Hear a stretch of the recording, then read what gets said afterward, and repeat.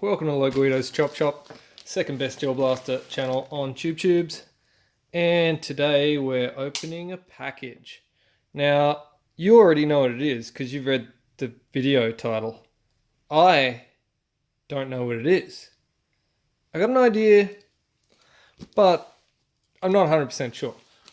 So today we're going to open it up and we're going to find out. We're going to have the full girlfriend experience here. Crack into it and see what we've got.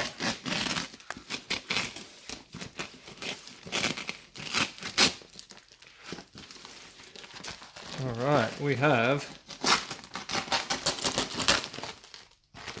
lots of tape and lots of... What is this? Plastic baggie?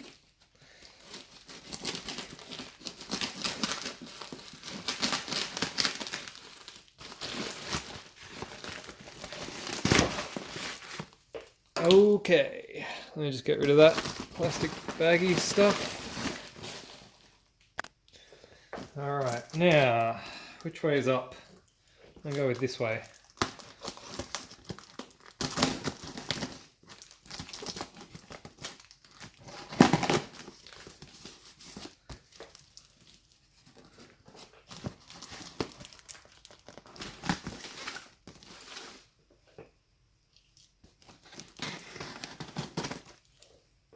Alright, here we are.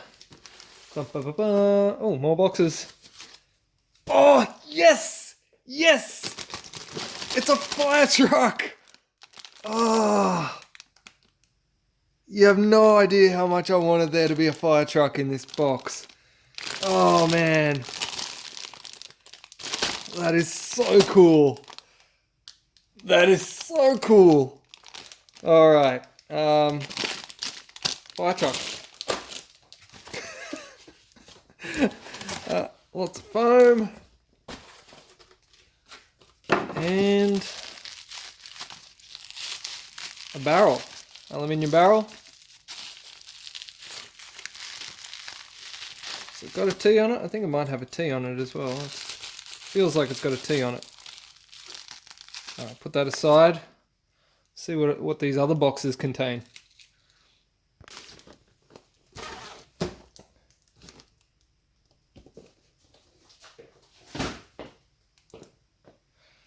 I'm actually kind of confused as to what this is now, because I thought I knew what it was, but now looking on the size of these boxes, I don't see how it could possibly be what I think it is. It's so small.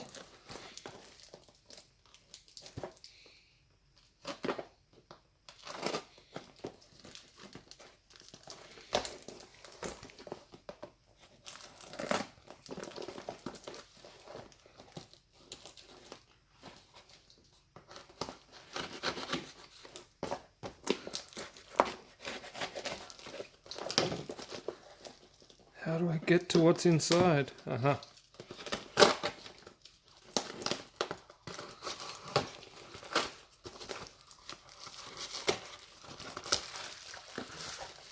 Alright, okay. There's an upper.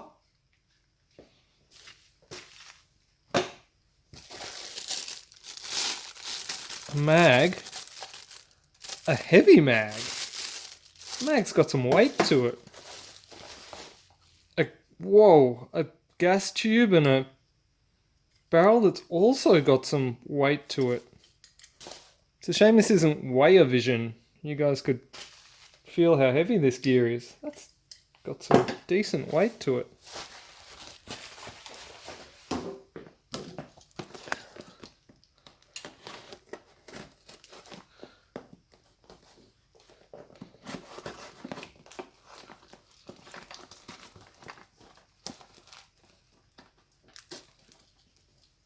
I think I've gone the wrong way.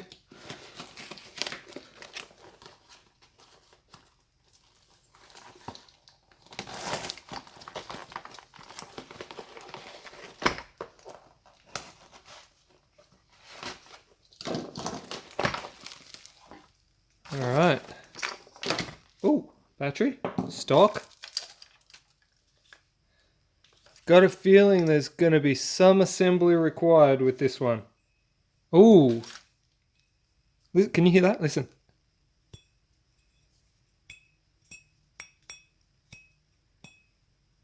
That's metal. It's got a really nice ring to it too. Ooh, ASMR. Alright, bit of a handguard. That feels pretty normal. Barrel extension. What have we got in here? We have got an aluminium buffer tube. I was going to do a BOLBR review on this, but I don't have to because it's already torn apart. Alright, what's in the next box?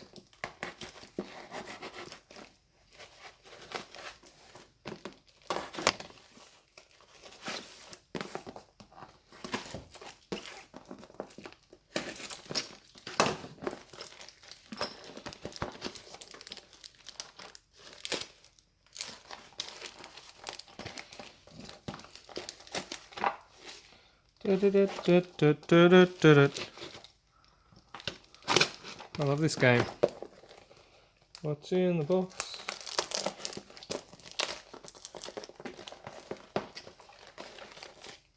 Man, there's so much tape on these boxes.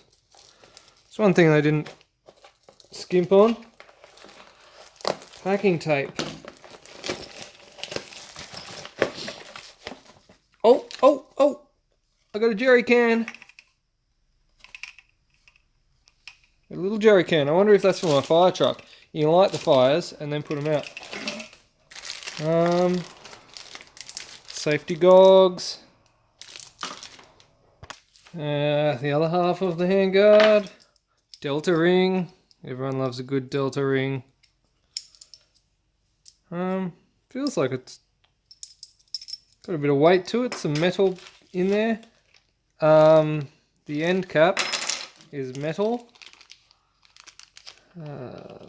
Some small screws and parts there. Battery charger, very handy for a 7-volt battery, obviously, which is what it comes with here. And last box, what do we got?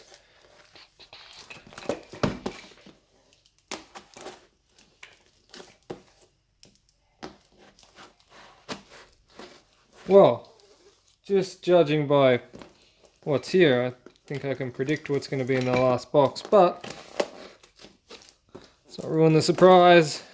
I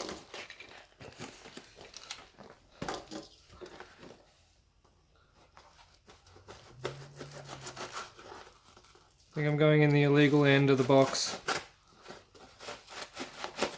because ain't nobody got time for that.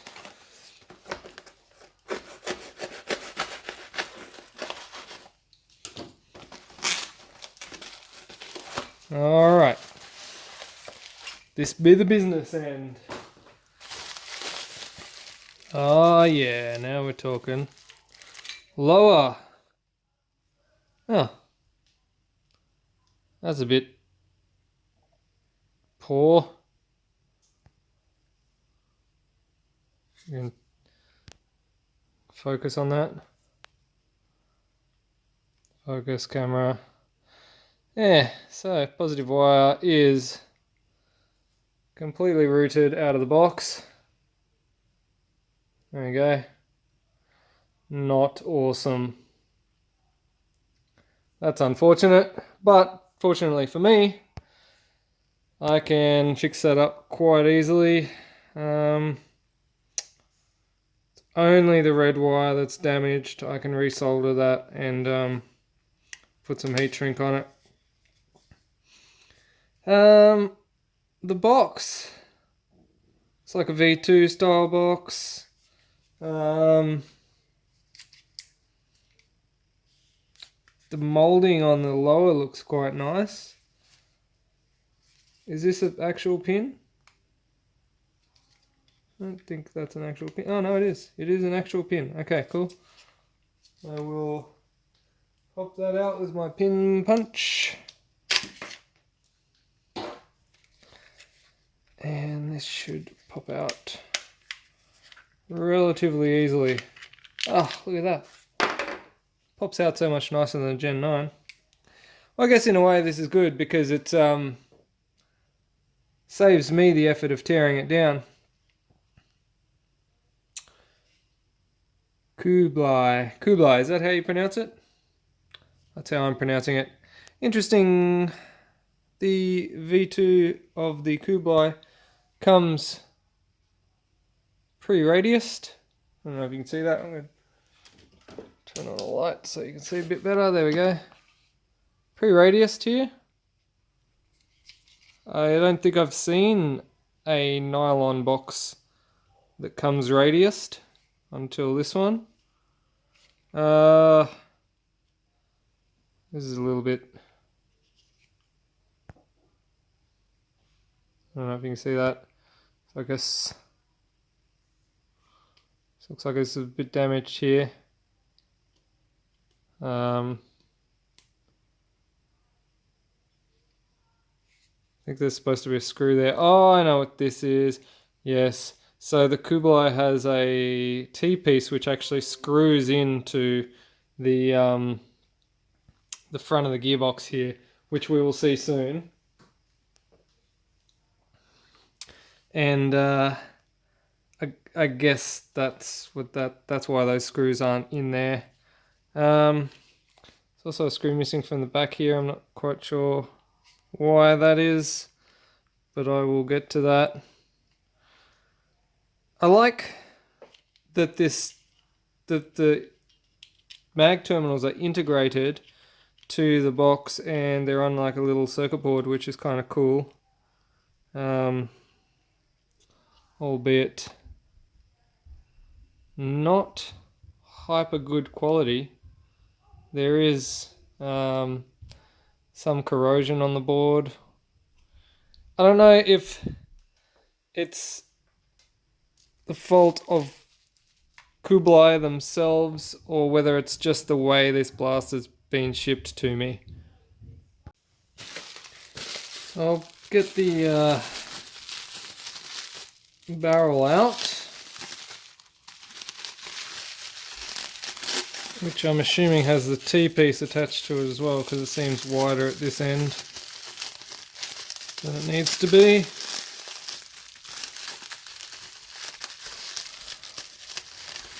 Now, I heard a lot of hype surrounding this particular blaster before I got my hands on one, and I don't know. Well, I guess we're going to find out. I like this. This is cool.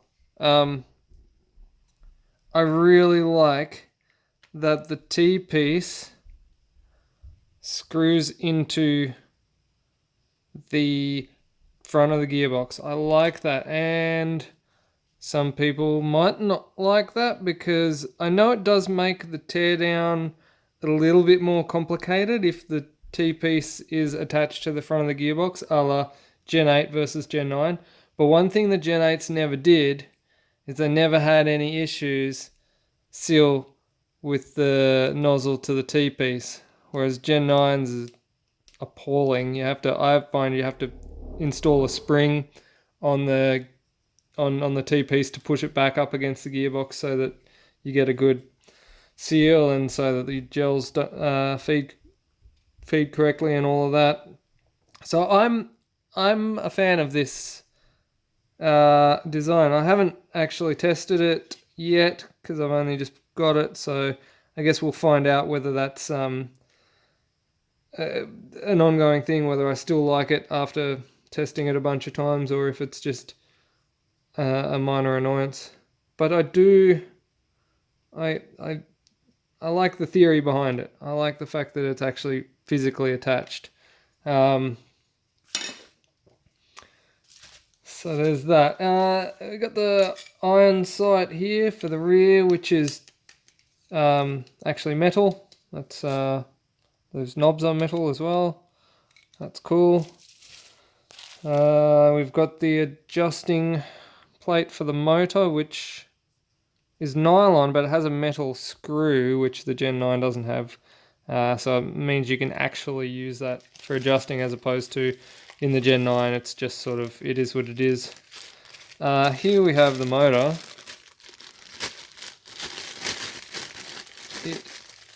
I don't know what the specs are. It's black with a red cap. I don't know. Looks nice. What can I say? Looks nice. Alright. I guess before I put this all together, I'm going to take this apart. Makes sense, right? That's what I'm going to do. Alright. Alright. One of the things that I noticed straight away before taking this apart, the arrangement on this gearbox, you've got a ball bearing down here and two bushes up here. And I'm a huge fan of that arrangement. In fact, that is the arrangement that I've got in the Titan build that I'm doing. You can see I've got a bearing down here and then I've got solid bushes up there, but that's another story.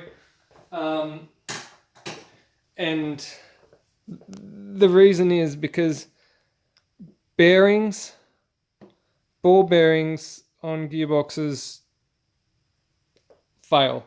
They're just asking for failure. I have seen so many of these ball bearings fail, and when they do, the shaft moves, your teeth come out of engagement, and your gears strip. And nobody wants that. It's a real pain. And so having this one down here on the bevel gear, a ball bearing, makes sense because that's the gear that's moving the fastest, and it's also under the less stress. These two gears up here are directly connected to this piston, which is under compression, which is under compression from this spring. So there's a lot of back and forthing going here. There's a lot of forces, lateral for. What am I trying to say? There's forces pushing back and forward on these gear shafts, so they're pushing and wanting to break these. So I think having a solid bushing here and even here is much better than having a bearing there. And I know people are probably going to hate me for saying that because everyone's like, bearings are better. Yeah, my experience says bearings fail. And not just in gel blasters. Like, I've been skateboarding for years and bearings fail. They get a bit of stuff in there, they wear out, they fail, they get loose, they fail. There's all sorts of ways to fail in a ball bearing, whereas a solid bush, it's a piece of metal with a hole in it. There's nothing that can go wrong there.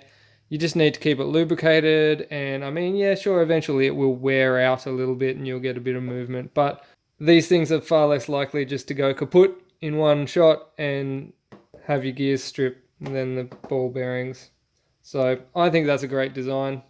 Other people probably disagree with me, but they're probably not the people who are pulling apart blasters and fixing them for everyone all day. Alright, let's open this up. I'm interested. Looks like it's Phillips number 2. Number 2 Phillips? Because that's odd. No, it's, yeah, no, it kind of is.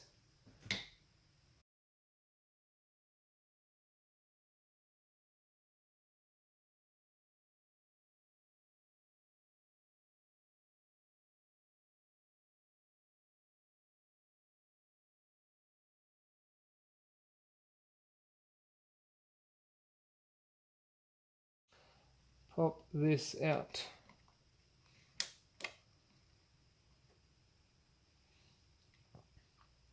First things first. Plastic gears. They are nylon, I believe. That white nylon, which generally tends to be the weaker of the nylons. The one that's sort of got like a yellowy, more fibrous tinge to it tend to be a little bit stronger, I think. But let's face it, most people are going to tear these out and put metal gears in straight away anyway, so there's that. The trigger, I think, is metal. It feels metal. It's nice. It feels nice and solid. I do like this little circuit board here. It's a much more it's just a nicer solution than some of the other solutions I've seen. Interestingly enough, they have what looks like a airsoft style tappet plate, but it does have the full gel ball range of motion there. So they obviously thought about things a little bit here. I'm going to take a look at the plunger. Now the plunger has got one metal tooth on it. The rest are nylon. The head's nylon. Let's take this out and have a look how the O-ring is. The nozzle is pretty average, sort of nylon nozzle. No real O-ring or anything in there. Wow, that's got zero compression at all. Alright, let's check without the nozzle. Still zero compression. Alright, you know what we gotta do. We gotta chuck a green O-ring in that one. Alright, got the greenie on now. Let's just check the compression on that bad boy. Oh, much nicer.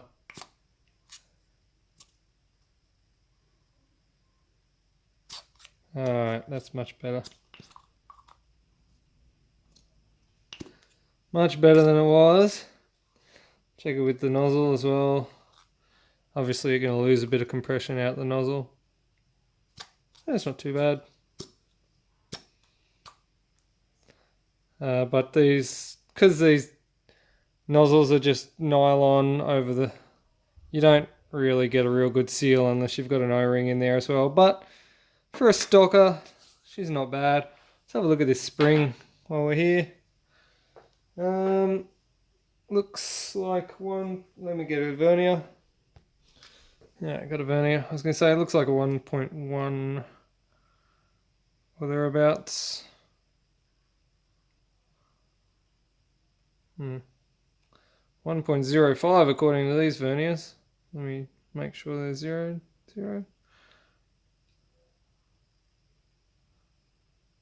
1.0. So is that... Yeah. It's about a 1.1. I'm going to call it a 1.1.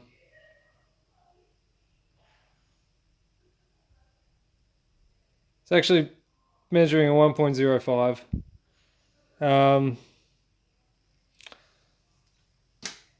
Roughly a 1.1 we'll call it. I'll check that on the dyno and see what we get. Alright, I got her on the dyno and she's measuring about a 9.6 on the Guido scale.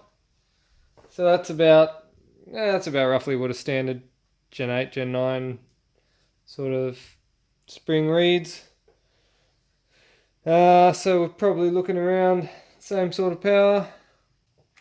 So what I can say about this gearbox is that I'm not overly blown away by the quality of it. Just seems like any other V2 style gel blaster gearbox. Standard plasticky nylon gears, standard non-sealing nozzle, standard zero seal O-ring. All looks pretty average in the gearbox department. I can't help but feel that this has probably been done on purpose maybe so that you can actually just pull this gearbox out and throw it away and put like a metal V2 in there or something. That's a theory. I don't know. I kind of wish that this was assembled when I received it so that I could have tested the FPS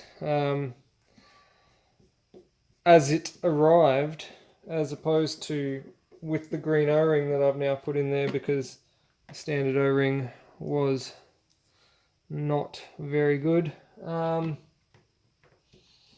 Guess we'll never know, but we will find out what the green O-ring does once I put it all together and repair this wire and everything.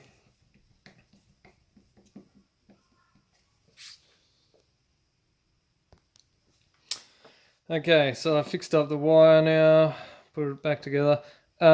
Apologies to the purists because I have used black heat shrink on a red wire. I used to be one of you. Then a couple of years back I made a deal with myself that I would never ever buy any other coloured heat shrink other than black, because I'd always find that I had too much red when I needed black, or too much black when I needed red, or why the hell do I have blue? And like, yeah, I just decided black is the only colour of heat shrink that I'm ever buying again, so all my heat shrink's black now, so deal with it. Alright, now I'm going to reassemble this blaster. I'm unsure as to whether or not you want to watch me putting this back together, because it is going to be a pretty boring ordeal. It's just going to be me putting these things together, which is, I guess, most of the time what you watch me doing anyway.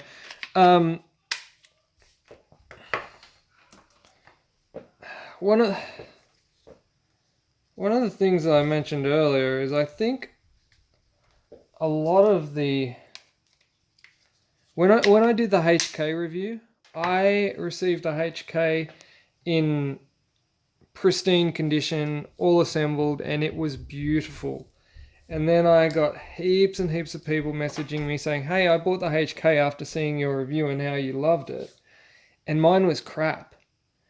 And I got a feeling a lot of the blasters, the HK and obviously the Kublai as well, are coming in like this.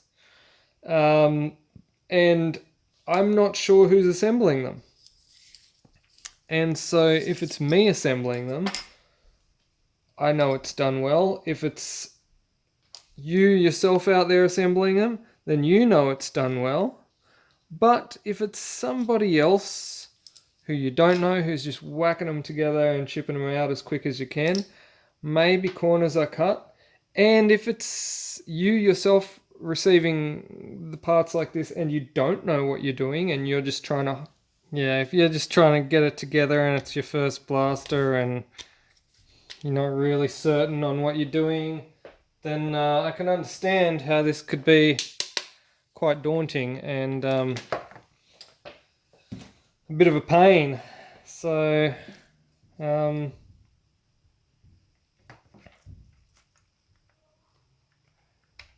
I get it.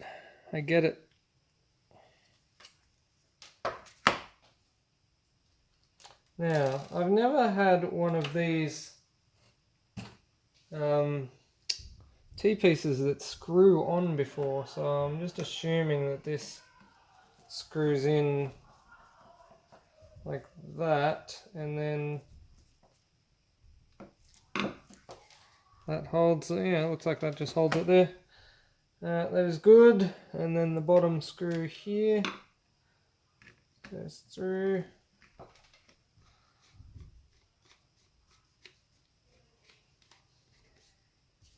And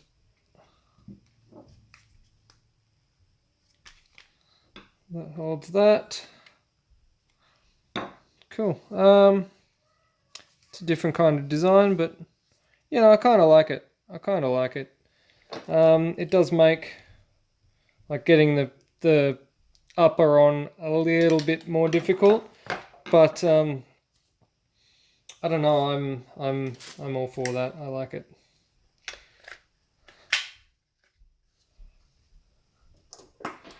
Delta ring. Everyone loves a good delta ring.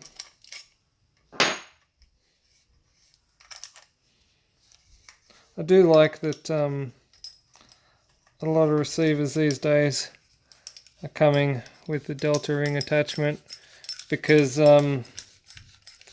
just means that you can give yourself many different options for upgrading.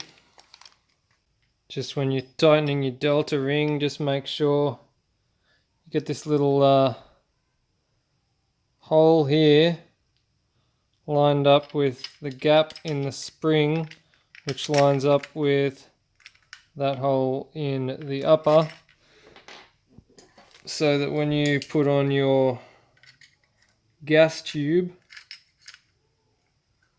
it should all line up.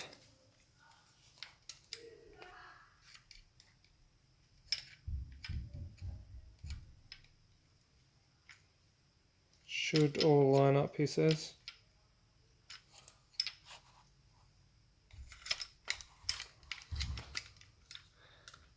And then that should go into the little hole in the top of your upper. And then that all lines up there. That stops that from spinning.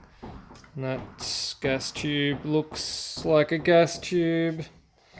For whatever reason that is. I guess for more realism or something. Beats me, I don't know. But it's there. So you get your upper part of your handguard. You can tell it's the upper because it's got the slots cut into it. Just pop the front half in under that little lip there, and then pull the spring back on your delta ring, and the back should then just pop in like that. Same thing for the bottom.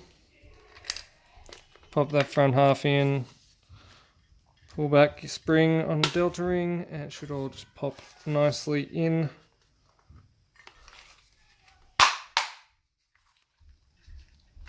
Like that. Then you get your reverse thread barrel extension, which does my head in every time. Just screw it on as if you were trying to undo it, and it goes in just like that.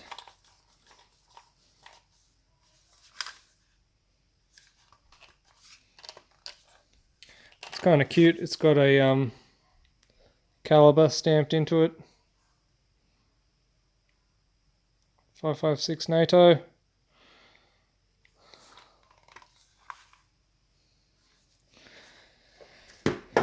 Alright, because this is all screwed onto the front there, I imagine we will have to slide it on down like this.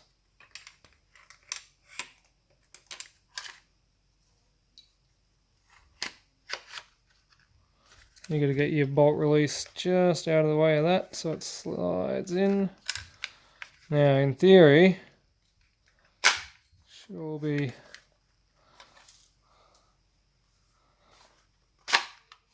nice and easy. And it seems to go in alright. Oh, there we go. Alright, so I'm going to put the pistol grip on. It is worthy of note that unlike the Gen 9, the pistol grip screws on with these coarse thread screws, which screw directly into the plastic of the bottom of the gearbox. And there is only 3. I noticed it only came with 3. And the reason for that is, if you look inside these holes, one of them, that one, has a wire in it. So if you were to screw into that hole, you would pierce the positive wire for the motor. So don't put a screw in that hole. There's a trap for you. Alright.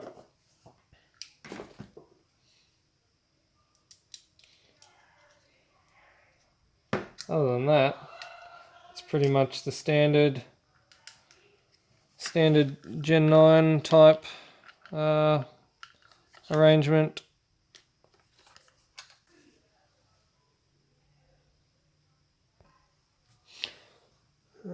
Screw them in there with the number 2 Phillips. What is one good thing that I've found so far is they are all number 2 Phillips head screws, so they are all the same size at least. That's one thing I'm not a fan of on some blasters when they use several different sizes and styles of screws within the same blaster. You just have to keep swapping tools. It's beyond annoying.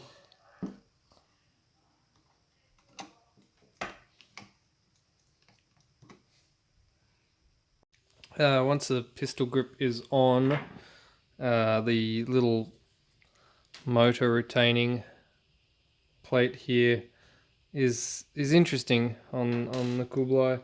So the way you got to do this, you've got to put this little pin here in there, and then I believe this screws in there to hold that, and then there's a pin which goes through there. I was just talking about different size screws, and of course this one's an Allen head screw. But so the way this works is, focus,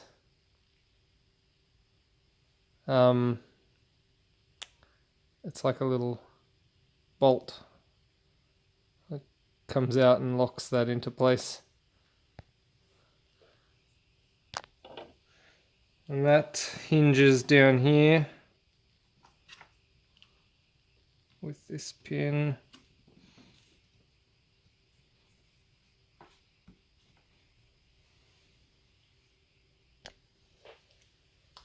Just push it down with a Allen head. There we go. Now that hinges.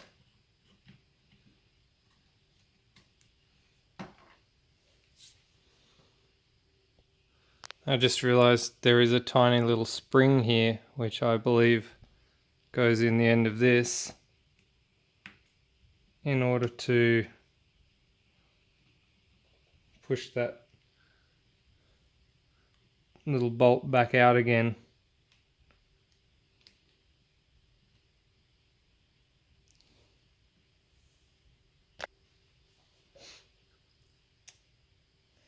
Okay, so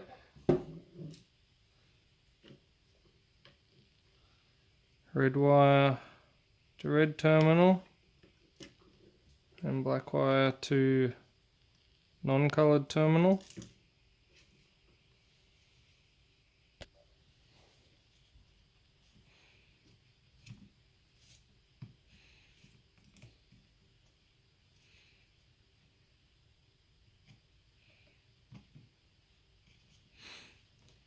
Okay.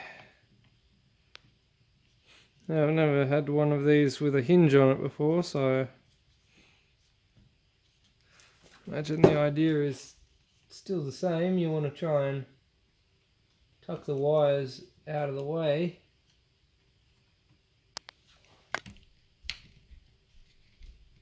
Alright, so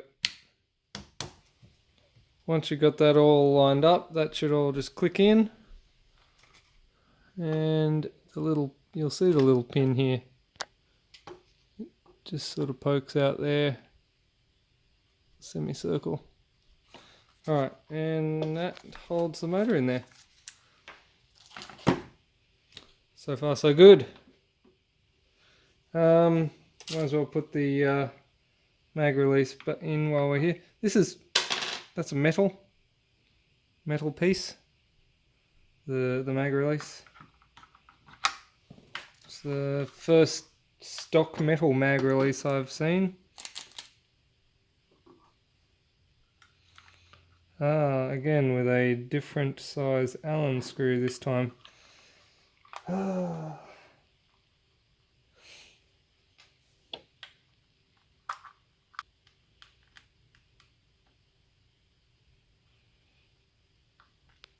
think that's a 1.5mm Allen. I think that's what I use for adjusting hop-ups, so they're usually 1.5. Seems nice. And now the buffer tube. This is a pretty nice looking buffer tube. The stock has a few different positions, as most of them do, but this one's actually got them numbered, which is cute.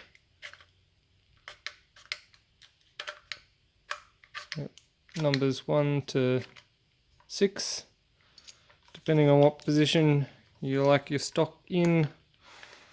The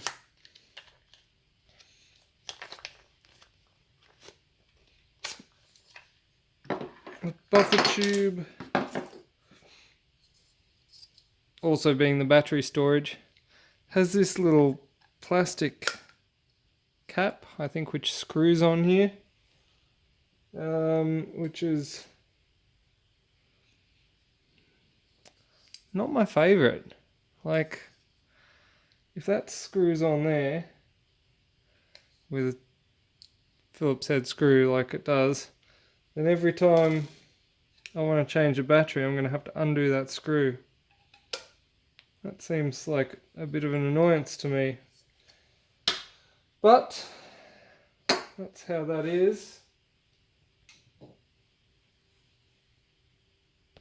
And of course, to put the buffer tube on, you need your extra long Phillips number 2 screwdriver. Get this little bit in here, which you then slide over here. Make sure not to destroy your wires. Mine came pre-destroyed. Now this bit is always a fun bit, especially when you've got a camera in the way and a tripod.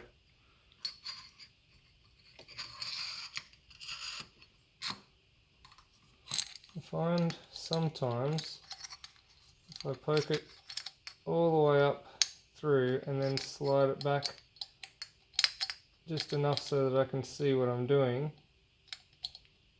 gives me the opportunity to get that screw into the spot. Just again, you just got to be super gentle with your wires that you don't get them squashed in there. And then tighten your screw with your really long screwdriver.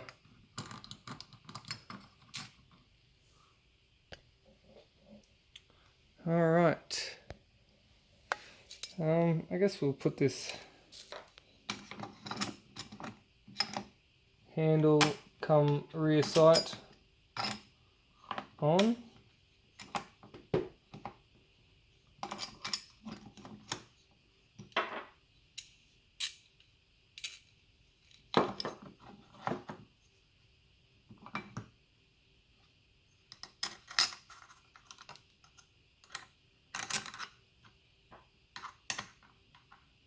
It's all metal, so that gives it a nice feel to it.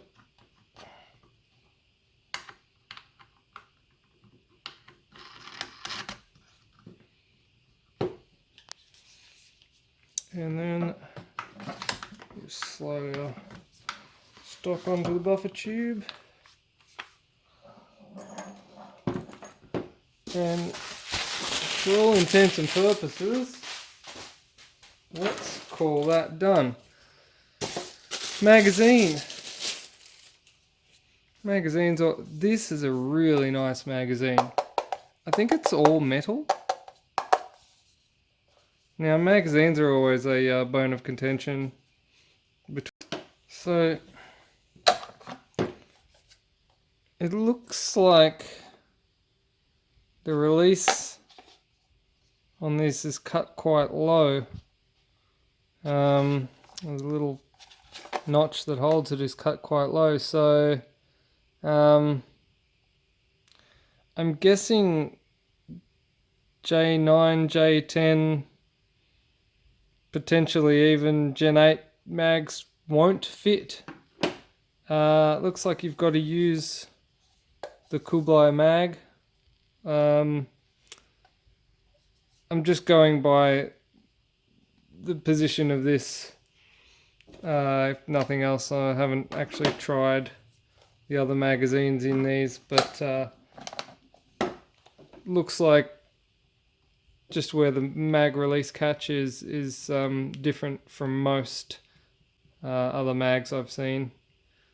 So I don't know that this one doesn't fit. I tried it and it doesn't actually physically fit. Alright guys, so here it is. It is the Kublai M4. This one came from Elite Blasters, and it is, just in case you know you hadn't worked it out by now, because I've spent so much time piecing it together that I forgot to kind of tell you what it actually is. It is the Kublai M4 A1, and it's supposed to be the next big thing. It is the blaster that you want to have. It's the next best thing since sliced HKs. And let me tell you, the external quality of this thing is phenomenal. It's definitely on par with the HK. Maybe a few little things here and there. I think I'm leaning more towards liking the HK a bit better, but you know, probably my number one gripe here is the M4A1. Why do the M4A1? It's been done before. It's been done many times. But hey, whatever. It's cool. It's a good base. You can basically take this handguard off and this barrel and put whatever front end on it and customize it yourself. So, you know, the M4 receiver is a great place to start. Let's chrono this thing. Obviously it's got a green O-ring in it, because I've done that. I'm gonna pop some milkies in this metal mag and we'll head off to the chrono.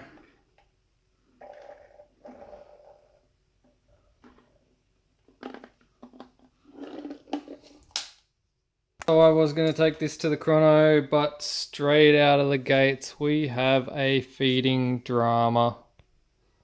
Can you see that?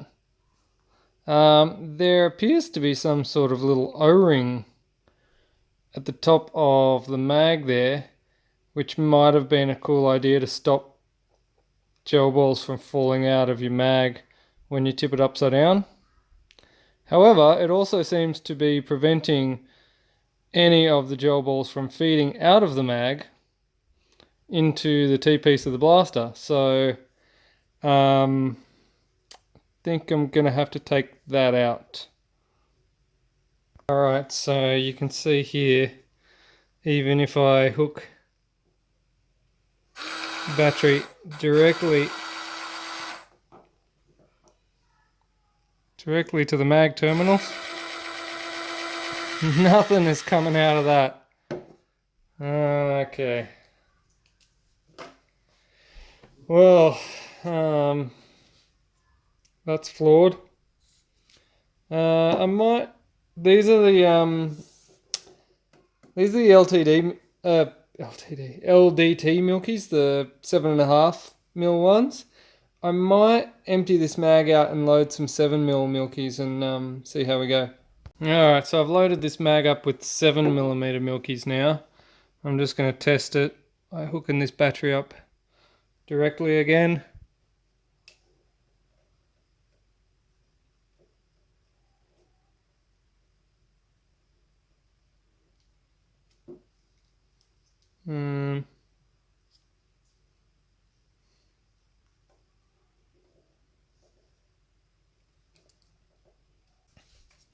Well, that didn't work, and reason for that not working is because mag terminal wire broken. So it's like the second time I've opened this mag and it's broken. So it looks like I'm pulling this mag apart. So the only screws on this mag is a 2mm Allen screw at the bottom. So let's take that one out, see what happens.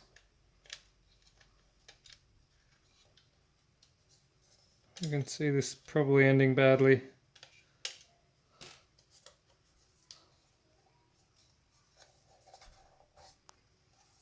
For something. Alright, here we go. Alright, not so bad. That came out quite nicely. Yeah, I just got to work out how to fix this wire. I think I'm going to have to take the whole thing apart. Looks like number 1 Phillips.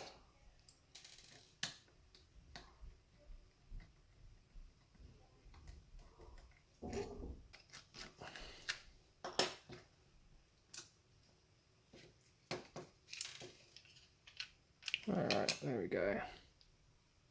This thing, I'm getting rid of it. I don't see the point of it. It's just been a pain in my ass so far. Just get some of these gel balls out of feeding mechanism. You can see right now exactly where the problem is. This wire is supposed to be connected to that. Alright.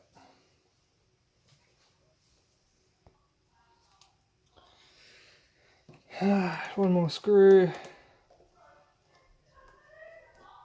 And we will get the circuit board out. And repair this black terminal.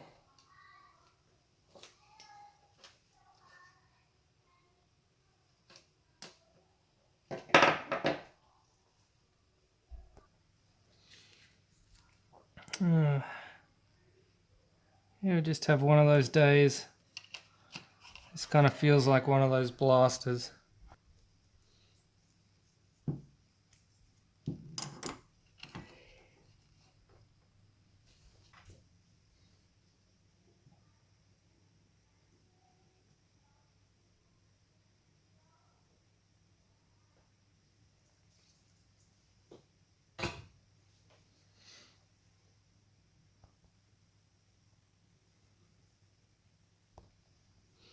Alright, let's get all this back together and hope that it all works. Alright, on the chrono.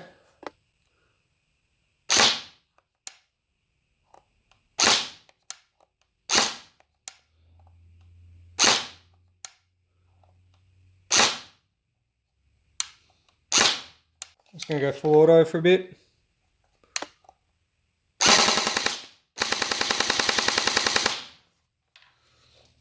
Alright, so it looks about 220 pretty consistently there when it's on full auto.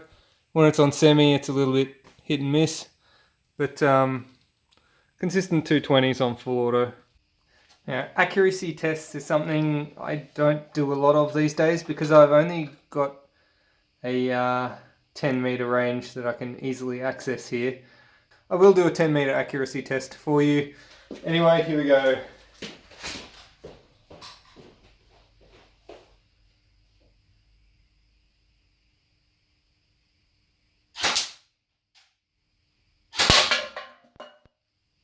Okay, that was not bad. It only took me 2 shots to take that down, and I was looking at it straight down the iron sights. So, 10 meters, it's pretty accurate. No hop up. I haven't field tested it. I'll have to go to a field where I've got more than 10 meters to play with. So, there it is. The Kublai from Elite Blasters. It's got Gen 9 looks, Gen 9 performance. Man, I'd probably get 2 Gen 9s rather than this.